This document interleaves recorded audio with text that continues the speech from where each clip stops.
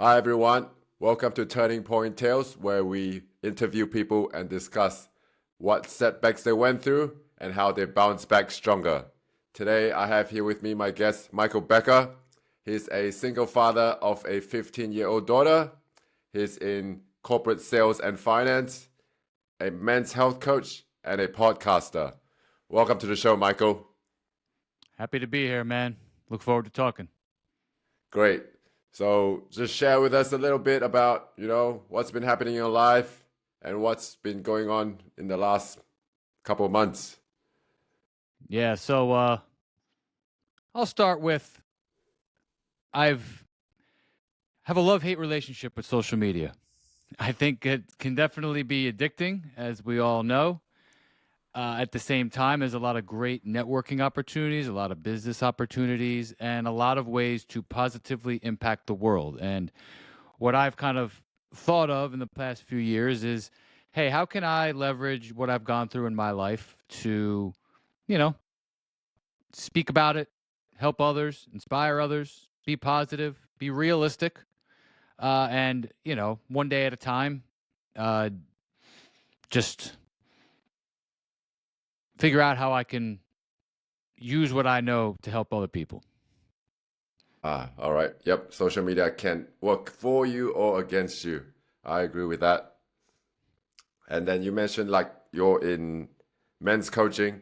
So what was the inspiration to drive you to start this business to help other men?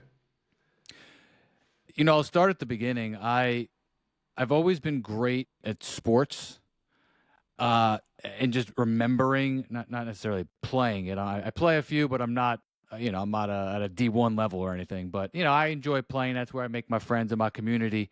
But I've always just had a wealth of sports knowledge in my brain, and I always talk with my friends. So I was like, you know what? I'm going to start giving my unique take, using my numerical skills to talk about sports. And I was doing that for a while, and I got a lot of views. I got some traction. I got some followers. But at the same time, it wasn't something that I was interested in on a, hey, who's the third receiver on the Jacksonville Jaguars, or who's coming up in the draft, or I just didn't care about the nuts and bolts. So I'm like, I'm not going into sports full time, and I while I enjoyed doing it, it didn't make me feel fulfilled inside. And then what happened was I realized throughout my life that I was, people would either vent to me, just men of various walks of life would, feel the need they could open up to me, whether it's at the gym or whether it's at work or whether it's anywhere, and just, kind of just, hey, what do you think about this? What do you think about that? Or they would just want to vent. And I realized that my advice was very well received. And then it dawned on me that, hey, like, I have a 15-year-old daughter. I've had, 50-50 custody for 14 years now. I've grown exponentially as a man in that entire time period. And I think back to all the embarrassing moments that I had in high school and college and after college, and how much I've grown. And I'm like, listen, there's a lot that I can really give the world and really help other men when it comes to, finding your purpose, growing up from your 20s to your 40s, being a girl dad, and also being a dad, with that's co-parenting. So those three realms where I'm like, hey, this is my experience. I'm not like I was saying, I'm not some high level athlete. So it's like I could talk about it numerically, but I don't have that like hands-on experience. I'm not going to act like I'm, some baller. But I do have hands-on experience every single day of those other three categories. That's awesome. Yeah, where you got that experience and then you could, impart wisdom onto other men and then help them in their journey with whatever struggles they're going through. All right. In your answer, you mentioned purpose. So I'd like to dig in deep a little bit with that one. In your opinion, how does a man go about finding his purpose in life then? I would say that trial and error. I'm sure you've heard that term. I think that a man should look for signs and situations in his life, and that's kind of what I did. I think first off, you have to leverage what you love and what you're good at. It might be the same thing, it may not be. Maybe you grew up with a dad that taught you all about cars, or if it's a woman listening, maybe you grew up with your mom and she had a particular interest in a topic, and then but you ended up not liking it because all your mom and dad did was talk about that thing. So maybe you know it, but you don't love it, or maybe you love it and you know it. Usually it's that one. But I would say that if everybody kind of just went out there and talked about, maybe not on social media, but just in the community, hey, if you're good at something, try to find people locally, because I think we really need that connectivity. Find people locally that have that same passion. And that is kind of what I did, and that kind of put me on the track around like-minded people who share interests, and that's how I found my purpose. Or so I basically like, hey, I thought it was, hey, I'm just going to talk sports. I thought well, first it was, oh, I'm just gonna provide. I'm gonna work in corporate America for a while, provide a life for myself, my daughter. But then I was like, okay, I'm gonna talk sports. I know about that. But then I said, okay, I'm gonna pivot, and it's okay to pivot. I think if a man thinks he has a purpose and then he finds like, oh, okay, I'm gonna have to, change my. I'm gonna go this different angle here. Doesn't mean you're quitting. It means that you are, you're redefining where you're going. And I still might redefine. I think I found mine, but I could be wrong. Maybe in 5 years from now I'm doing something else. I don't think so, but it's a possibility. So I'm not sure if I answered that perfectly, but that was kind of my journey about how you find your purpose. Just think about what you know, what you're good at. Hopefully they overlap, and just if you, especially with young kids, especially with like the cost of college these days. I'm not sure how it is by you, but the cost of secondary and higher level education in a lot of areas is now reached the point of diminishing returns, where you're paying so much that you're going to be in debt afterwards, and then basically kind of be controlled by that debt for decades if you're not lucky. And you're better off just pursuing earlier. Like, my daughter's great at art. I'm like, yo, find a way to leverage that. I know you only do it on the side, but just find a way to to do something like early on. Because I wish that I had started this stuff early on. I wish I had a podcast 20 years ago, bro. Because I know that I'd have a million followers, because it would have been, nobody did it back then. So it's all about timing of the market, right? So I just think it's about believing in yourself. And that's the biggest thing, honestly. Believing in yourself and knowing that, hey, like, we all have insecurities. We all, on a daily basis, I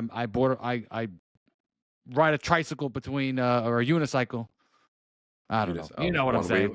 Yeah, balance it. Yeah. Yeah. I'm balancing. I'm on both Balance it. sides like a circus. I'm like, wait, I'm cocky, insecure, and it's like I'm not a cocky guy, but like I'm confident, and I believe in myself, and I have to have that attitude that I can do it. You can't be an entrepreneur. You can't go out and play sports in a championship game and not think that, hey, I'm the best. It's just you have to do it. But at the same time, an hour later, you're like, man, who am I to be doing this? I feel like a pretender. So it's a constant struggle, but you do ultimately have to believe in yourself. Yeah, yeah, yeah. It all comes from within yourself first, and that spark, that motivation to keep things going. And then, yeah, we just, as men, I feel, yeah, we just get better just by taking action despite of fear. So feel the fear and do it anyway, because no one's coming to save you. You have to be the one that moves the needle and make things happen, and not rely on people. What about even you? though, I feel like I talked for a year. What so do you think? for me, I think, yeah, it's very valid, because we all go through struggles. Everyone has moments where they're down in the valley, and they're feeling like things are hopeless, or they're in desperate times and there's no light at the end of the tunnel. But we could have a little pity party, poor little old me moments. But after that, you still gotta make things happen, because in life, if you don't strive for something, then you probably settle for mediocrity or an average life, and that's not what I want for my family, for my friends, for my social circle, and people in my network. So, in order to really, have an abundant life, a life worth living for, you gotta strive. You gotta just put in the work. I know it's easier said than done. Put in the work, take imperfect actions, and along the way, there'll be people that come join your journey, help push you a little bit, and then get over that hump or whatever problems you're going through. There'll be people that will support you along the way. So you got to take those imperfect actions. Like you said, trial and error. Go through trial and error first. And if you're lucky, you probably live through other people's experience first, other people's bad experience, and you gather knowledge from them, wisdom from them, and then make less mistakes as you go on your own journey. So Yeah. And that's don't what I got. overplan. I am a classic overthinker and overplanner. And I like to say that overplanning is just overplanning and being a perfectionist is just a weird way of procrastinating. Because Agreed. you're setting up everything, you're making all the colors right in your spreadsheet, but you're not actually inputting any data. You're just setting it up. And again, I've done that for years. That's why I make some beautiful spreadsheets, literally and figuratively. But at the same time, like, get the data in there. All right, you got to make it look presentable, of course. But like, if I overplanned for my podcast years ago, and it was like, what am I doing? I'm just stalling. Just go, then plan, then go, plan, then go. Just back and forth. You have to ping pong it, and I think that's how you truly do trial and error. Because otherwise, you're just planning, and you're not going. So I just want to throw that in there. Yep. So plan, and then I know, just execute, and then you could pivot and adjust along the way. So Yep. better to have like poor stop moments than just plan and no execution or procrastinating, like you said. Yep. Okay, so in this show, we like to dive in deep on the nitty gritty. So mind if you share what's one thing you struggled, and then was it like a sudden moment or a slow unraveling when it happened in your life? Both. Great question. Both. Yeah. I mean, the sudden moment was I was 25 and I was dating a girl for 4 months, and she became pregnant, and that was I was not ready for that. I was still living at home. I was about to buy a house, and then able to find a house, moved in, and had a baby, and unfortunately, slowly unraveled that I didn't think it was going to work long term. Us and my daughter's mother, as people, we just weren't compatible, and it was a very nerve wracking time for me because I was still young. I wasn't, I look back and who I am now versus then, and it's just, I'm the same person. I have a lot of same qualities, but I was so, I was talent without any direction, and I was just completely unmastered as a man, and I wasn't ready to try to give up on the relationship. But after a year, my daughter was about a year, we had to dissolve the relationship, and I was in some real dark times. Like when I was 26 to 30, like I just remember trying to date, and I just couldn't. I couldn't focus. I couldn't, calibrate myself to like give my energy to another woman in the right way, because I was so emotionally wrapped up with trying to be the best father for my daughter while still having kind of a contentious relationship with her mother, because it was a fresh, it was a fresh breakup. So those first few years can be very rocky. And, it was something where I had to lean on my father, my mother, and find other people in my community who were going through something similar. Because to be honest with you, man, I was the first one of anybody that I knew, any of my friends in college, my fraternity, people I worked with at the time, nobody had a kid. Which is, at 25, a couple generations ago, people have 2, 3 kids already. But in this generation, people have kids a lot later. I was the first one, so I didn't have anybody to really talk to. So that was, I had to meet people, and that's why I talked about community earlier. It helps you not only find your purpose and your people, but these people can really help you get through stuff. And I love the term pity party that you use, because listen, you you got to be able, if you hold things in forever, you will explode. So it's okay. You don't want to over complain. You don't want to, be crying forever, but you do need to find people where you can share your personal pity party with, and then it becomes therapy. And that's what happened for me. I was just able to kind of just feel out the situation, and that was kind of what I went through early in my adult years, in my formative years, having my daughter and kind of making me become a better man. Wow. Thanks for being vulnerable and sharing, that part of your life. Yeah, I have a 2-year-old daughter too, so I'm striving to do everything I can to offer her the best life so that, she grows up to be a contributing member of society. All Yep. right. So was there through that breakup, did it affect your identity or self-worth that it affected your day-to-day life, your job, your life as a coach? Yeah, it definitely did. I call it like body blows. Like every day it would be like, and I think a lot of men take body blows on a regular basis where, if you're I think you said you like boxing and or Muay Thai and jiu-jitsu, right? Yeah. So, Yep, yep. you know, we all know the Mike Tyson, knockout punches. You all see that. But it's those ones where, you get jabbed in the ribs, you get jabbed in the stomach and the abs, and it's like you don't see that when you're watching it, but those hurt.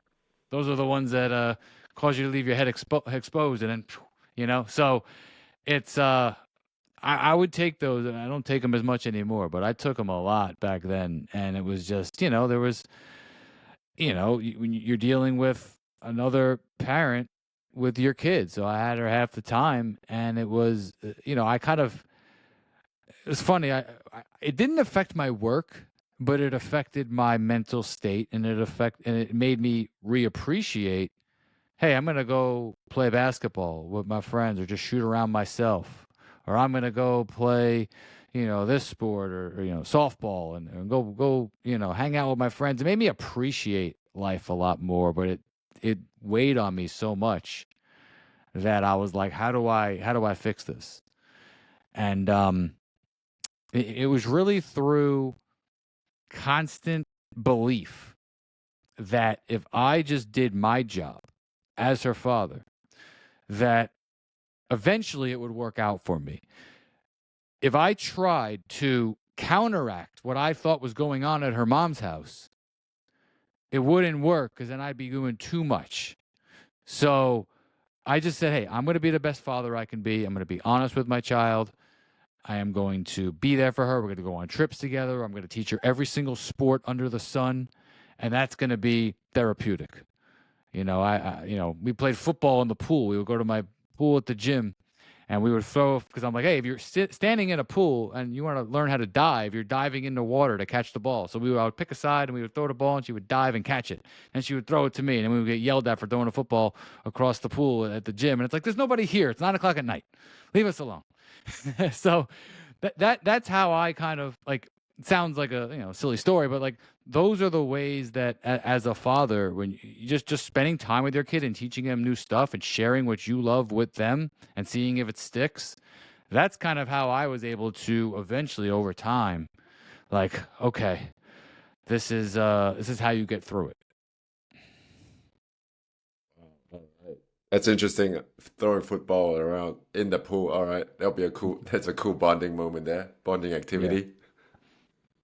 Huh. I came up with that one. No one else showed me that one. I was like, well, you know what? Why don't we're diving in the pool. Like we're just, whether she, could stand in and dive, or she can just be in 3 foot of water and just jump over there. I was like, hey, you don't want to dive on the hard ground, especially as a girl. She doesn't want to get hurt. So I'm like, yeah.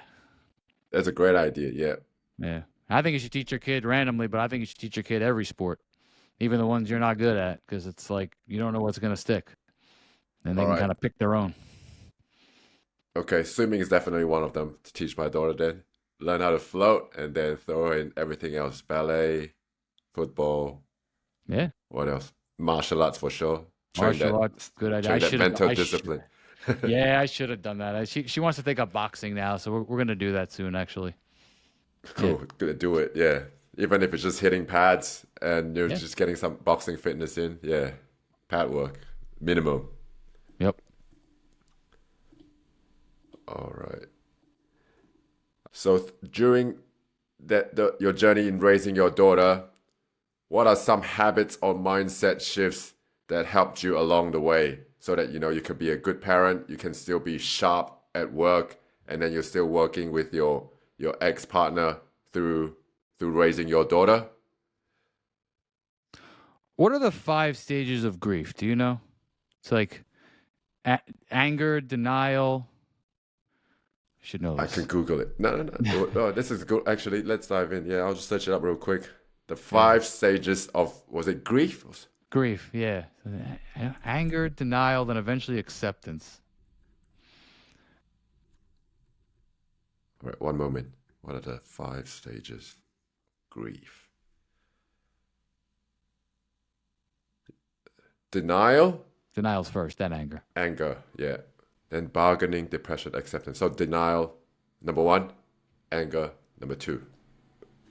Okay, then bargaining, depression, acceptance. Right. So I never really denied that I had a problem. I'm like, it's here. So anger. Okay. It's gonna be a lot of anger when, you feel that, and I'm not disparaging, the mother I had, the mother of my child, because at the end of the day, I take accountability, and that's not in there, but accountability is important as a man. You procreate with somebody and you create a baby, it's on you. All right, don't be blaming. So many women will blame men and men blame women. It's like, well, listen, you made a mutual decision, and as a man, I feel like I have to take responsibility. I created this situation, and I'm going to deal with it the rest of my life. So every time anything happens, I got to remember that. That's first off, okay? So there's no denying what happened here, all right? But there's anger because I was angry when I had to realize that, okay, I think some things that are being said from her to my daughter, I don't agree with. I feel like there's some manipulation going on. I feel, and it's a lot of that dads go through this, single dads, a lot of single moms go through this. I've heard of women telling me that men have turned a child against the mom or whatever. So I was angry about that. I was angry that, it seemed like they were trying to gang up on me, or that, she would yell at me in front of my child, which is a complete, it happens a lot, even with married couples, but you shouldn't do that. You're not supposed to yell at another parent, yell at the other parent in front of the kids. Just sets a Yep, bad example.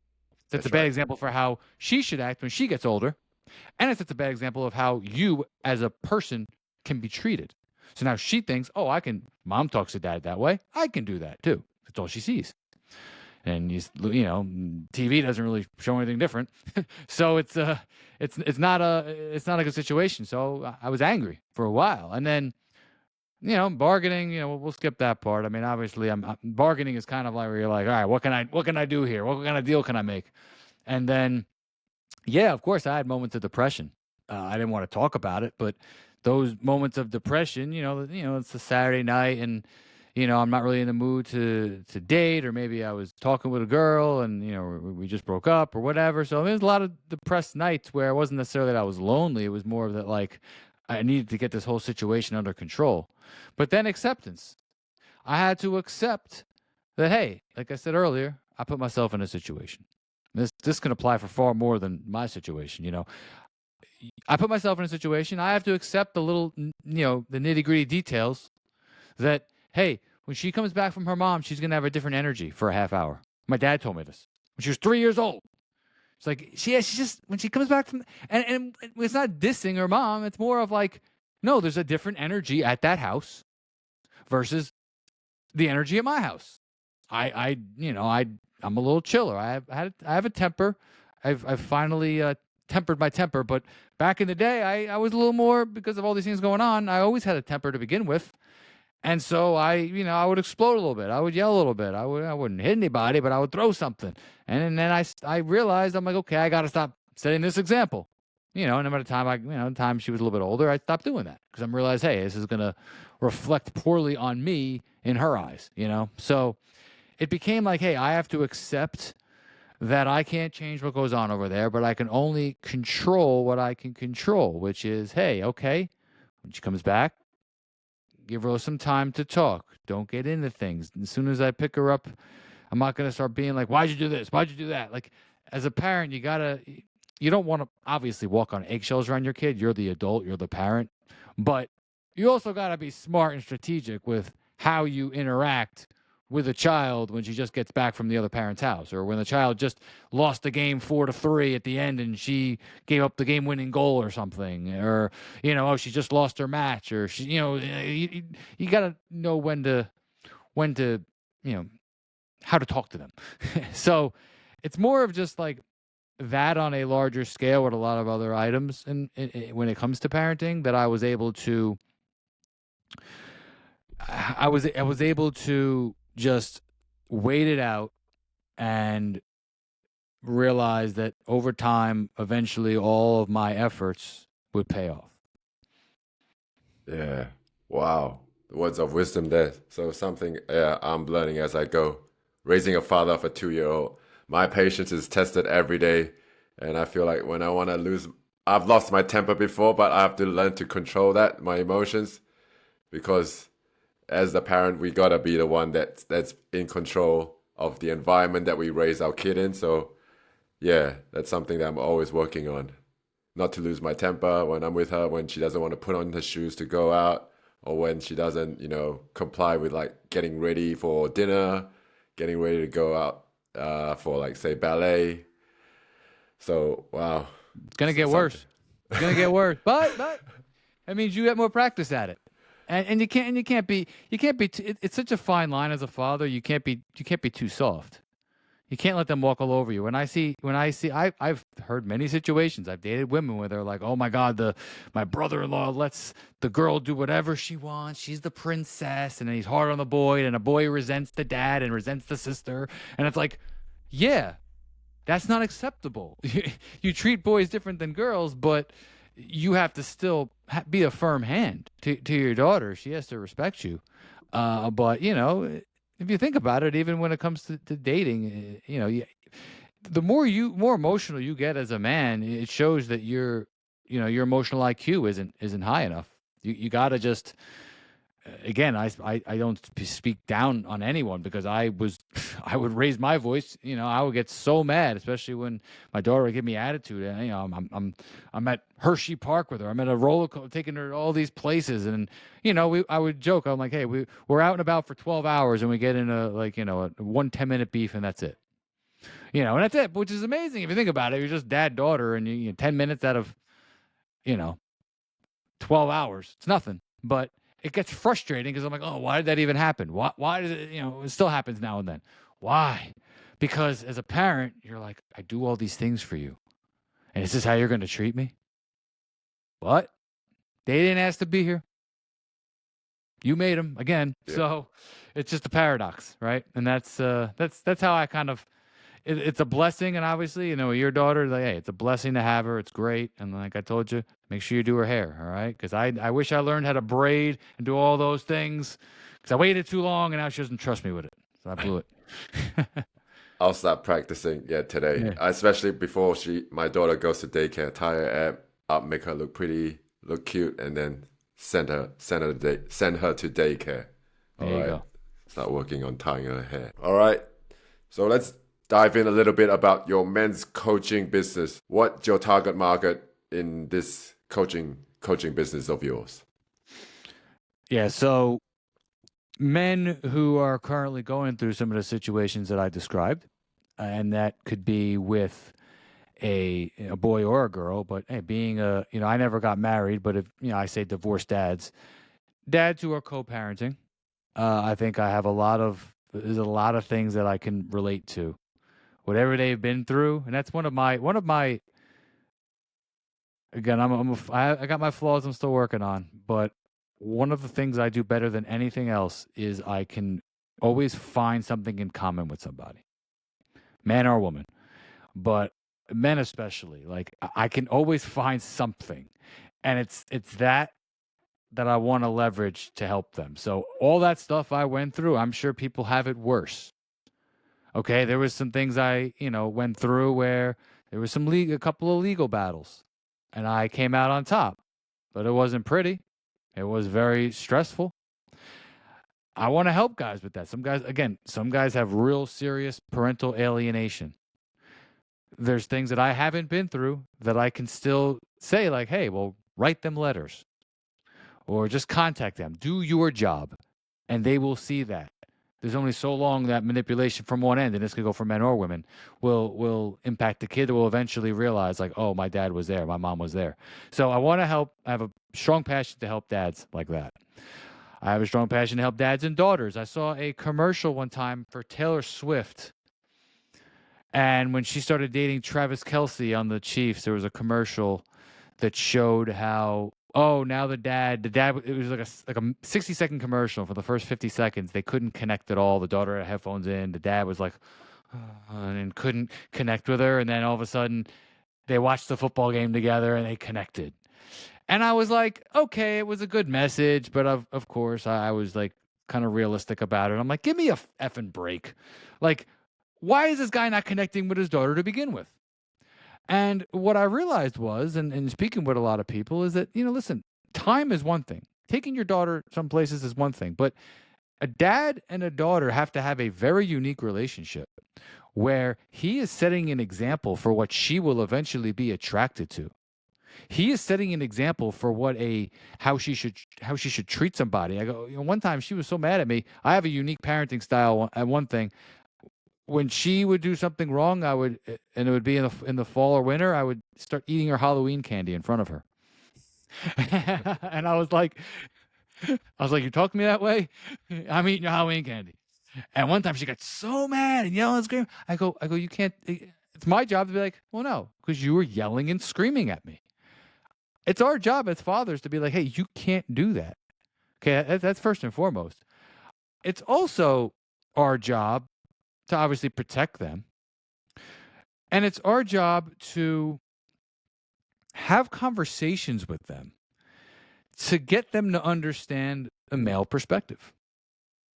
And in my situation, I mean, we've talked about dating and who should pay for dates and and all the different funds. I mean, because now she's a teenager, she's not dating, but she's interested in boys. It's just the way it is. So I think I can't speak. I go, listen, a lot of teenage boys. Well, you were a teenage boy. Well, like, listen, I'm not a teenage boy in today's world, so I can't speak for them. But this was my opinion. This is a man's perspective. I think it's really important that you talk about like stuff like that, not necessarily politics, but the most important things in the world that politics reaches their hands in and grabs and then puts it on, one of the two sides, right?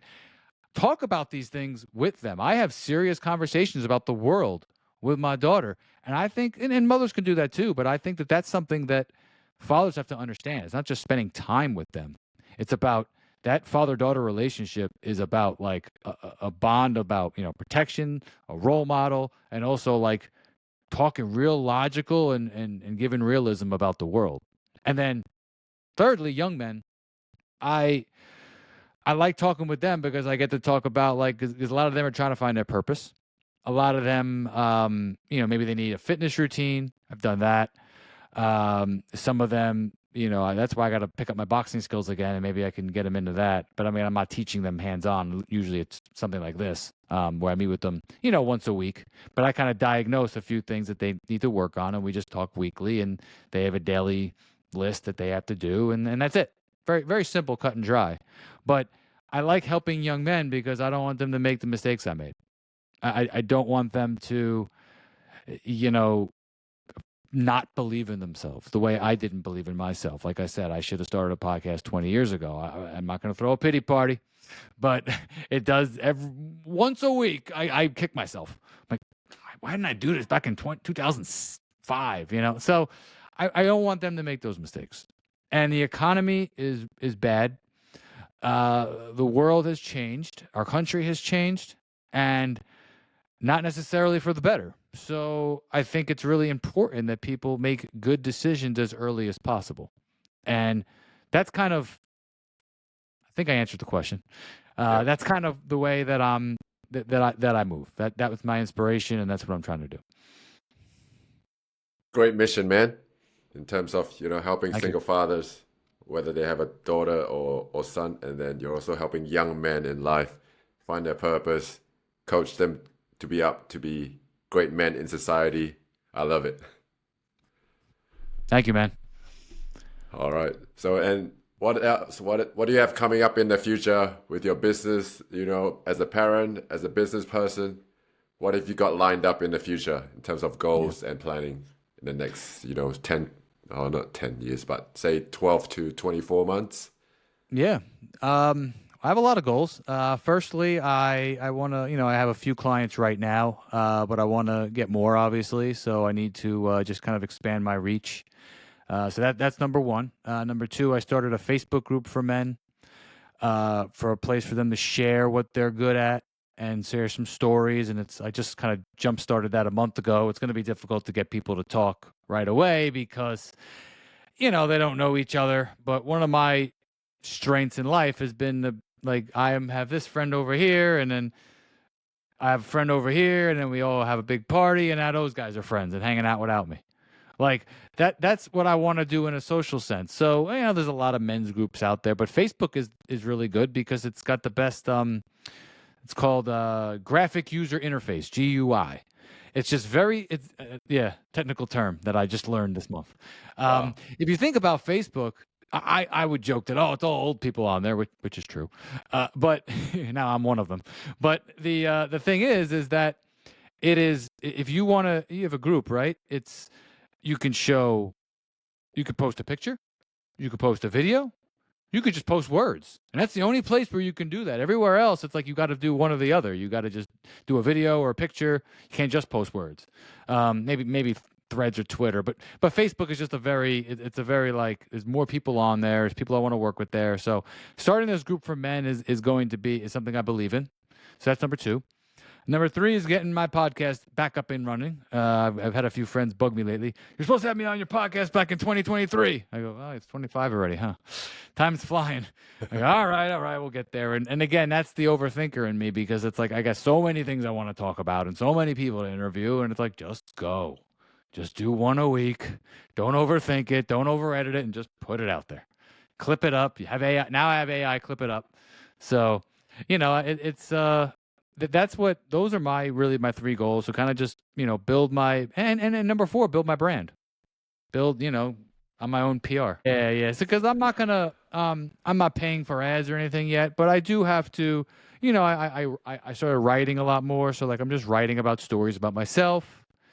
Trying to, write about my struggles. And then I want other people to, and I want people to understand like, hey, I can help you. And a lot of times guys, I mean, I'm one of them, you don't want to, you don't know this person on the internet. Why am I going to ask this guy for help? What does he know about me? But as you open up and become like at this, become vulnerable in an honest but authentic and way that, hey, I made it on the other side, but here's what I'm still going through. I'm still like you. I'm still trying to improve one day at a time. I still got stuff I'm going through, obviously. But kind of just market myself as somebody like, hey, I'm not doing this. I want to have this great online business, and it's just in its infant stages. But I also want to do it for the right reasons, and I'm not doing everything to sell people. I'm just being myself. I'm having fun with it, and when that brings me business, it's because I'm just being authentic and having fun with it. So not everything is all serious. Not everything is selling people. It's mostly just, hey, here, I'm going to break down this sports game that just happened. Oh, here's a cool moment here. Oh, this reminds me of a situation over here. Or, oh, here's this crazy story, and here's what I think about it. Like, I just want to just be like, just have fun with it. So that's kind of my goal. That's my biggest goal, is to kind of like just do all those things and just have fun with it, which is, again, I'm a mindset guy, but it's easier said than done to really just have fun with it without feeling overwhelmed and like, oh, I have to do this. I got to get this done. I got to get this done. It's like some of that's okay, but you got to like just enjoy the process, man. Yeah, that's what it's all about. Yeah, enjoy it along the way, enjoy the journey, and it's not about the destination, but enjoy the journey and bring other people along. So I like you have got that Facebook group going on. You can connect other men that's sharing similar situations they're in, and then that way they could work things out, and you can guide and supervise things along the way, and help them in their journey. So Yeah. yeah, great online business, man. Hey, thank you, man. What about you? What are your goals? For me, well, my background, I used to work in mortgages and finance. I was getting burnt out in that industry because I was working two time zones, so Eastern time and Western time here in Australia, which is 3 hours time zone difference. So working 8 a.m. to 8 p.m. was not something sustainable. So I pivoted to crypto now, which offered me flexibility and a bit more time freedom. I still work 6 days, 6 days or so. I just spread out my work hours over 6 7 days. But having the flexibility to continue to build relationship with my wife and now raising my daughter. So now the goal is to retire my wife. She still works part-time in retail, in a retail store here in Sydney, Australia. Retire her so that she could, focus full-time as a mom, because let's be honest, women are much better nurturers in raising children, and then I'm the main breadwinner of the family. And then I'm there to be the secondary parent. So the main parent to raise our daughter will be the mom. And then I'll be the overall, carer of the house, the income and protector. So retire the wife. And then, I think I'll probably want to put my daughter through private school. Yeah. So that, she gets the best education. And one thing is to be able to visit my in-laws and my mom. So my father passed when I was young, so I want to go back and visit mom in Malaysia and visit in-laws in Singapore, so in Asia. So it's an 8-hour flight from like Australia to Singapore / Malaysia. So not a short distance, not a short hike. So those are the main things: raising family, retire wife, and throw in the travel, because we just love to explore the world. There's so much to see and do around the world. And then obviously go say hi to you face to face one day in the States. That would be great, man. Do you have family by you? I do have a sister that lives nearby. So I'm one of four siblings. So my parents had 4 kids. I have a sister. We're all spread out now, by the way. So I have an older sister that lives in Singapore. I'm living here in Sydney. The third child, which is my sister, she lives here in Sydney as well. And then I have a brother who lives out and works in London. So we all left Malaysia after, university, and then looked for opportunity outside of Malaysia, because there are better opportunities outside Malaysia. Not that Malaysia is not worth living in, but, like we just want to go out there and explore the world. So we settled in whichever city where we studied in university, and then we just stayed on, and we go back to see mom in Malaysia, and then see my in-laws in Singapore. Yeah, That's great. Yeah, make the trip to. Can meet you in New York. I won't bring you out to Jersey. all right. Come to New York. Sure, I'll stay in Manhattan. I'll be waiting for you in Manhattan. Yeah. So the other goal, and I think it's a goal for both of us, is your kids are only young once. So I'm in a situation where my daughter's 15 and a half, which is crazy. And it's like within a couple years she'll be driving. Within 2.5 years she's 18. It's an amazing. Time flies. We've done a ton, but that's at the same time I want to accomplish other goals. I want to make sure I spend every minute that she wants to spend with me. I'm there to spend time with her. So that's something that you can never get back. And every parent knows it, but the day-to-day body blows in life and in parenting, it's like you forget. And sometimes you need that reminder. Everybody needs that reminder. Like, yo, these kids are a blessing. They're only going to be young once. You're going to blink and they're going to be gone. Oh, all right. Yep. Make sure I stay present as a father, and then be there every moment I can to see her grow up. Usually I'm just giving myself a pep talk. I have to tell myself these things because it's like, it's wait till you have a teenager. It's fun. Okay, But look forward to it. I'll tell you what though, man. Like while I say that, hey, the golden years are from like 2 to 9. When they can, you're not worried about them falling down when they're walking up until they don't have too much of an attitude yet. I tell you what, man. I think that it's always a beautiful time because as they get older, you can talk to them like you would an adult, and that's a gift, you know. Yep. Mhm. Oh, gotta cherish it. I'll cherish it. Yeah, 2 to 9 Yeah, before, they hit. I remember the last time we talked when they hit double digits, and that's where they'll probably, yeah, really want to do things their way and explore the world, have their own yeah. close friends, What's that? and they'll have their close friends, and then you're not cool anymore because you're not their main go-to Yeah, person to hang out. All right, I'll yeah. be Hey, prepared well, for listen, that. man. But they gotta. I joke that I'm gonna. She says everybody knows me in the neighborhood, but I don't really believe her. I think she's just saying that so I stay away. I'm like, listen, they should have a healthy respect / fear of the dad. You gotta. You don't have to do anything, any crazy show of strength. Just they have to know who you are. That's all. You know, and then don't know that you're a Muay Thai guy, so they won't mess with her. Yeah, it's good to know a little bit of self-defense, Yeah. and No, and and the other and thing I want to mention while we're talking about parenting is that like social media is such a force in this world that I did not want my daughter to have a phone at my house. But COVID hit, she was 10, and then I was like, well, I want her to be able to contact her friends. So then even though I kind of like monitor what she was doing, you can't do that forever. And then now she's exposed to things on, TikTok was just getting warmed up in 2020, 2021. Like it was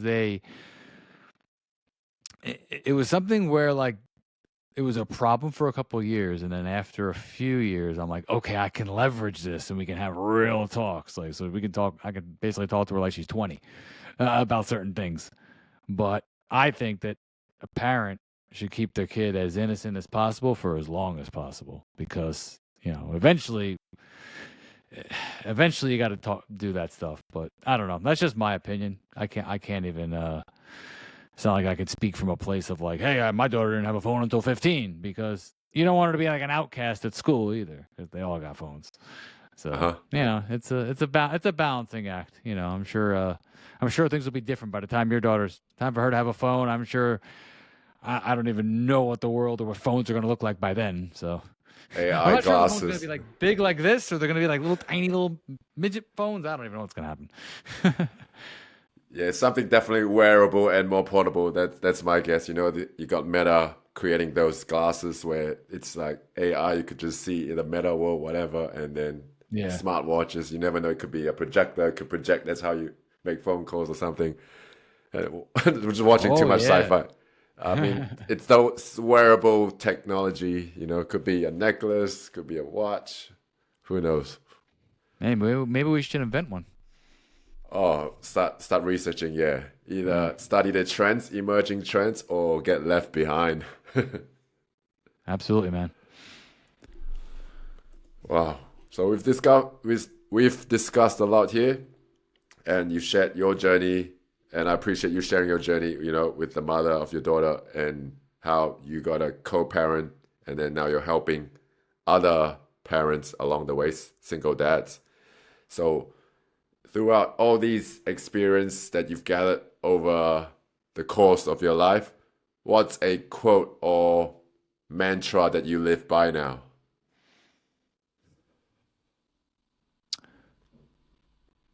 Believe in yourself. Today is the youngest you will ever be, and the oldest, but it's the youngest. And life is a game of chess.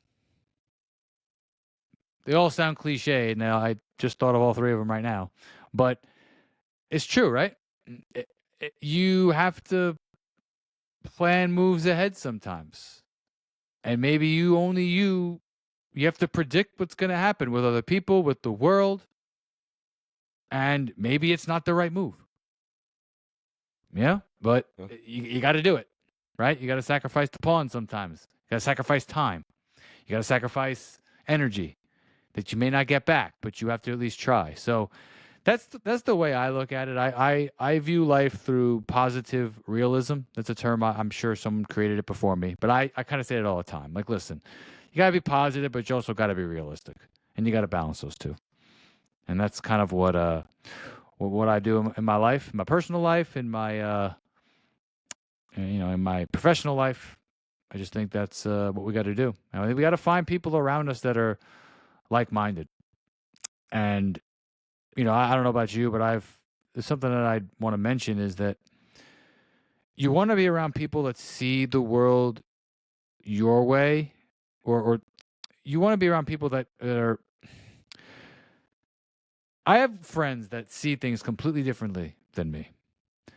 But we have conversations and we learn from each other and we don't talk mean to each other. We just talk. And those are the people that you still need in your life. I see a lot of divisiveness on social media where people will like cut people off because they disagree with them. And it's like, well, if you're not yelling at each other, why would you? You still love them. Keep them in your life and learn from them. But then there's people that like I mostly agree with, but on the ones we don't agree on, they're mean about it.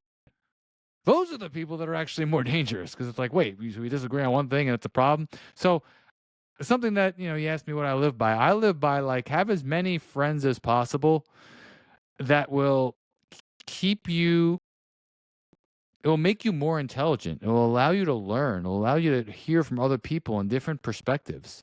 And if you do that, then you will be able to grow way more. I mean, I have friends that are in their early 20s. I have friends that are in their 50s and 60s. And I think that's the hallmark of somebody who's intellectually curious and wants to better themselves. And I just wish more people would do that. I think we need to do that. We're like more individualized than ever because we're able to like be on our phones by ourselves in public. You see those tables of people, they're all looking at their phone. But you're able to connect at the same time. So it's paradox. So I wanted to mention that. I think that's really important. And that's how I live my life, that I just want to be around people that where we can learn from each other and grow together. That's it, man. Yeah, I don't know who told me this about learning. So we should always be in the mindset of you're green and growing instead of ripe and rotting. So always be curious about learning from other people and understand through other people's perspective, because that's how you actually move forward and be a better person, because they're always learning and growing, and then not settling and thinking you're a know-it-all. So Yep. all right. So all thanks for sharing all these tips and then your life experiences.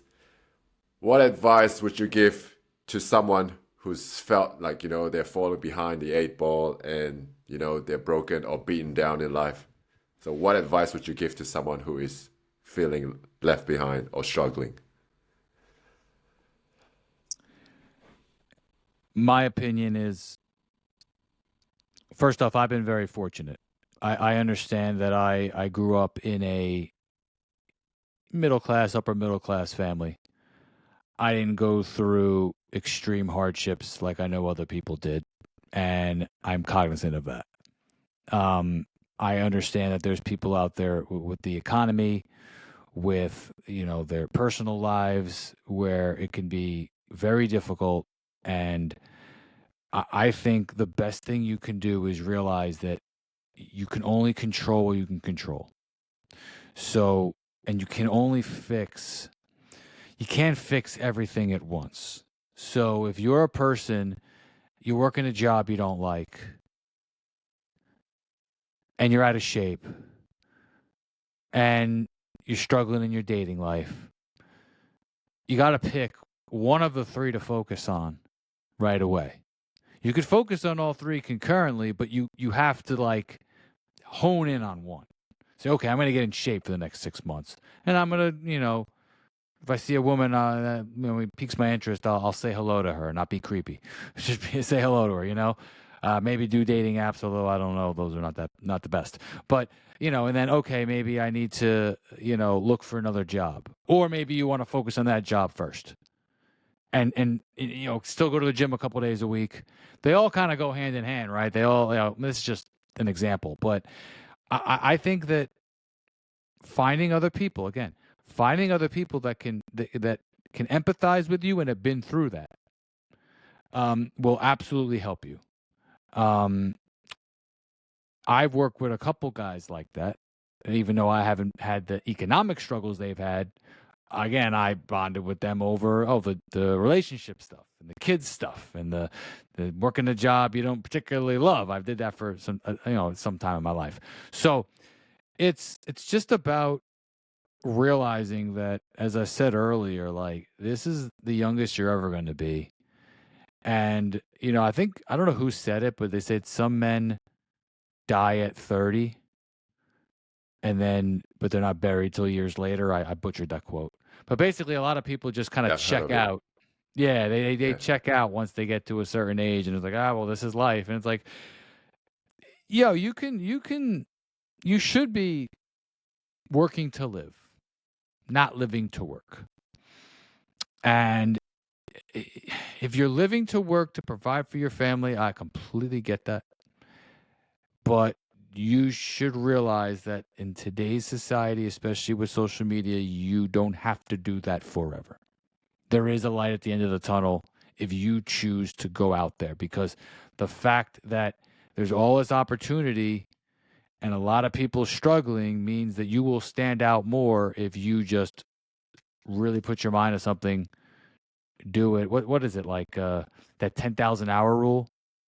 Again, I don't want to. I don't feel like Yeah, I'm not a cliched guy, but hey, 3 hours a day for 365 days. That's over 1,000, right? Times 9-10 years. There you go. And not, again, not everyone has the time and the money to do that. But if you whatever you love, to bring it back to that, like, I just think that it's easier than ever in a lot of ways to stand out when a lot of people are just going through the motions. Nice. Yep, I like it when we focus on one thing and not trying to juggle too many, and then everything just becomes not at a standard that you like. So focus on one thing at a time, and then you can switch focus once you've fixed, say, your health, and then fix your relationship, and then fix your professional life, your work, your career. Well, thanks so much for coming on. Bring it, yeah. So you, in your coaching business, obviously you teach men with like whatever struggles they're going through, like mental fitness. Let's dive in a little bit about the physical. So in terms of fitness, what would you like to help men with so that they're healthy mentally, mentally, physically, and maybe emotionally? So let's dive in. What fitness advice would you give to people out there? So I had a theme of F's on my Facebook page: fatherhood, Oh, fitness, and finance.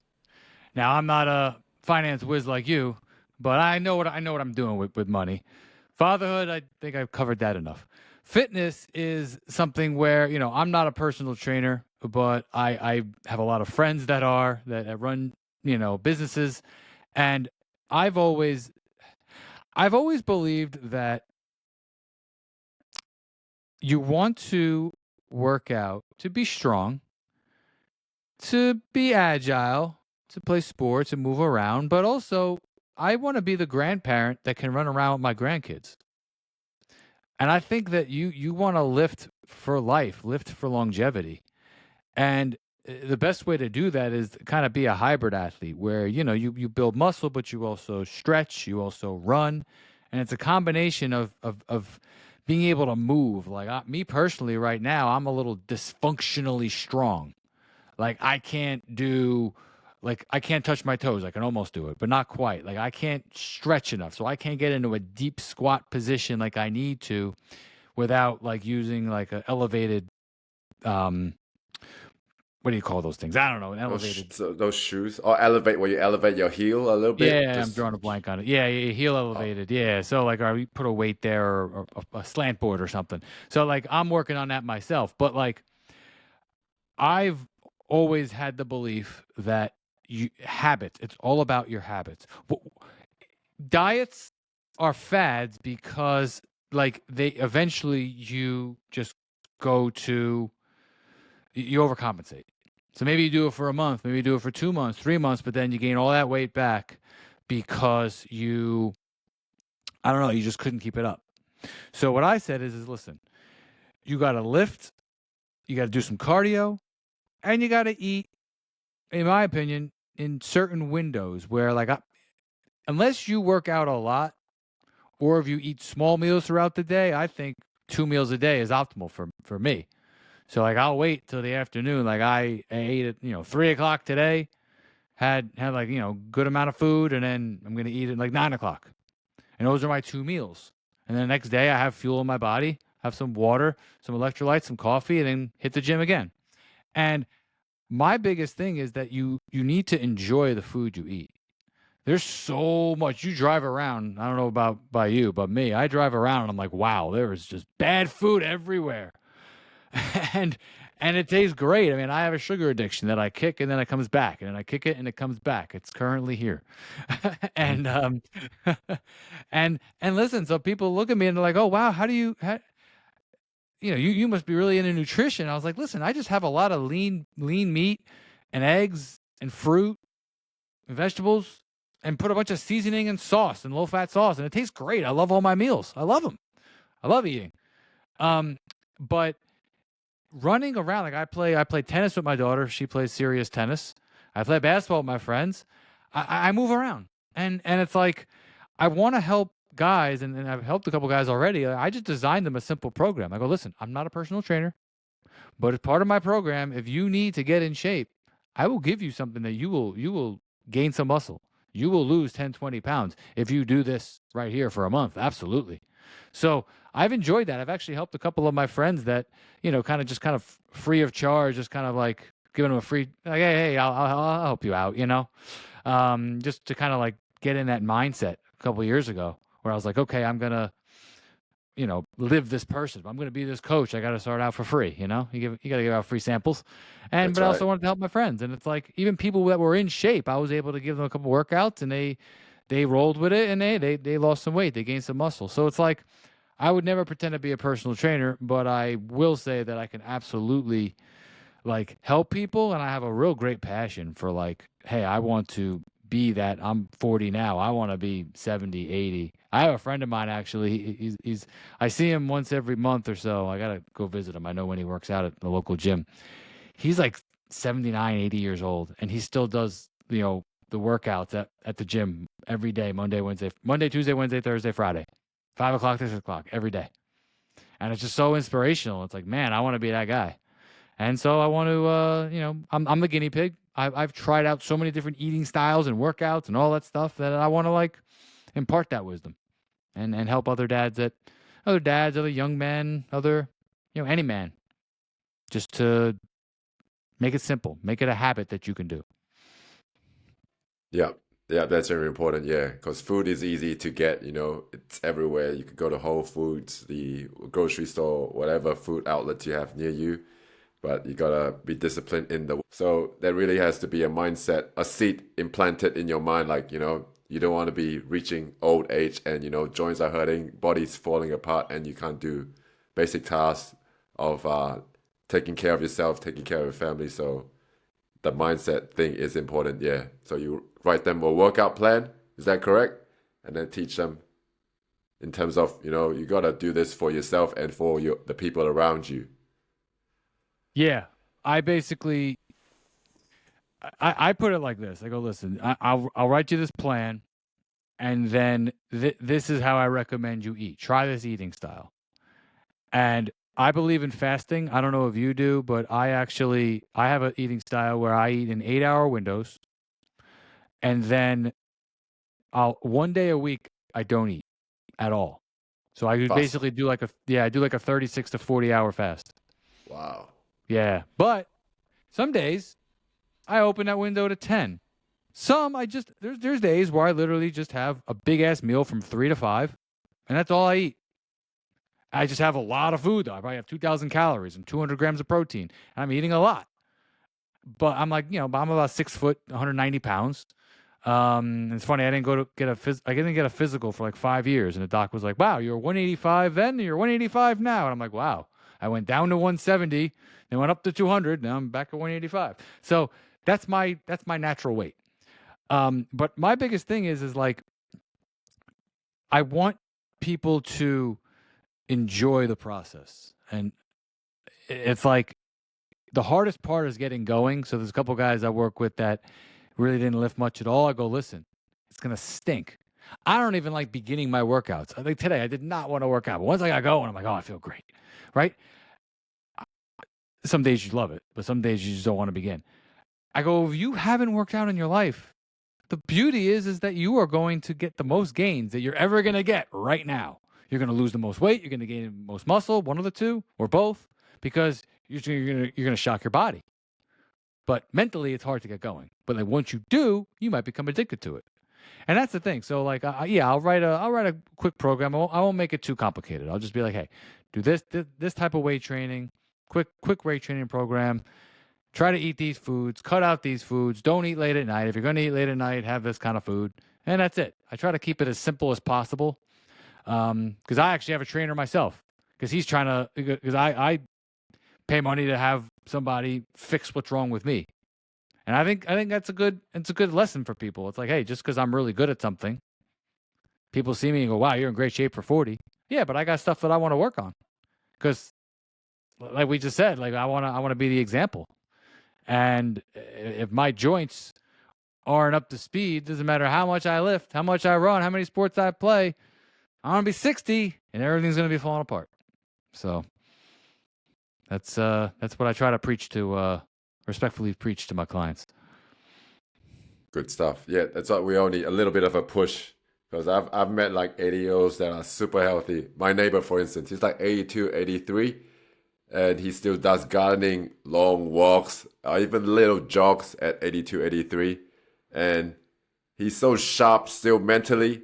He kept his driver's license till he was like 80 or 81. That's when the, like, what do you call it over there? The DMV. That's only then, like 80, 81, they're like, all right, we can't renew your license anymore because, you're at that stage where your eyes are not as sharp anymore. But imagine having a license till you're 81. That's how sharp he was mentally, physically, because he was working out so consistently, staying active at the bare minimum, doing gardening with the wheelbarrows, tending to his plants. So someone that I admire in terms of staying fit and healthy at the age of 80 plus, 83 And don't now. you feel great when you after a workout? Don't you feel like your mind is sharper when you're done? Correct. Yeah. It elevates all those hormones. What do you call it? What, dopamine? All the good hormones in your brain, and then that's where you could do things a bit more efficiently. It just elevates your mood and everything. Correct.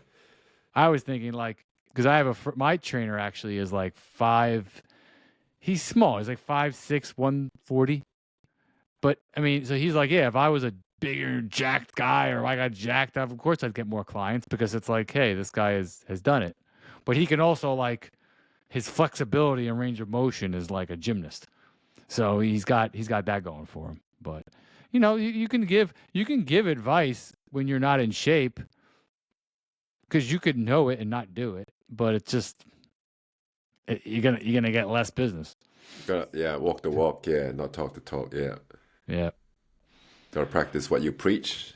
Michael, where can people find you and get connected with you? So I am on Instagram, Michael Steven Mindset. I have a YouTube page as well, which I need to revamp, but it's the same name. And my podcast is called Unleashing Truth, which is behind me. And my goal was actually somewhat similar to yours. You have a theme to your podcast, which I really love and appreciate the mission. Mine was, hey, I want to unleash different people, all these cool people that I meet in my life. I want to like have them on and just kind of have cool, entertaining, random conversations, authentic ones. So I'm going to get that up and running again soon. So that's on my YouTube page, Michael Stephen Mindset on Facebook.